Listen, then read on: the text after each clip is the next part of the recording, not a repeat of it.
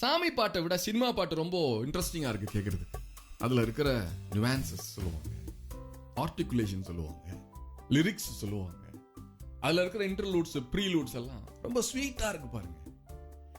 ஒரு சிலருக்கு கேள்வி வரலாம், ஏன் சர்ச்சில் இருக்க பாட்டுல இப்படிப்பட்ட ஒரு ஸ்வீட் மியூசிக் இல்லையே அப்படின்ட்டு. அதற்கு சொல்லுகிற ஒரு பதில், வேதம் சொல்லுகிற ஒரு பதில் என்ன? தீர்வுக்கு சம்பவிப்பது வேசியின் பாடலுக்கு சமானமா இருக்கும் என்று எழுதியிருக்கிறது. ஆகவே வேசியின் பாடல் என்பது அநேக இருதயங்களை மயக்குகிறதா இருக்கிறது என்பதே உண்மை. அப்படிப்பட்ட இனிமையை தேவன் தன்னுடைய இசையிலே வைத்துக் கொள்ளவில்லை. சபையின் இசையிலே வேசியின் பாடலிலே காணப்படுகிற அந்த மன ரம்யத்தை தேவன் வைக்கவில்லை.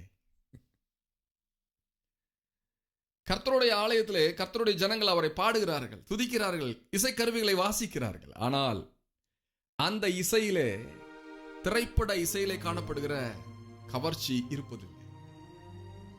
அப்படிப்பட்ட கவர்ச்சி இல்லாதபடிக்கு தேவனுடைய ஆவியானவர் கர்த்தருடைய சபையின் இசைக்குள்ளாக ராஜரீகம் பண்ணி கொண்டிருக்கிறார். தேவனுடைய நாமம் மகிமைப்படுவதாக.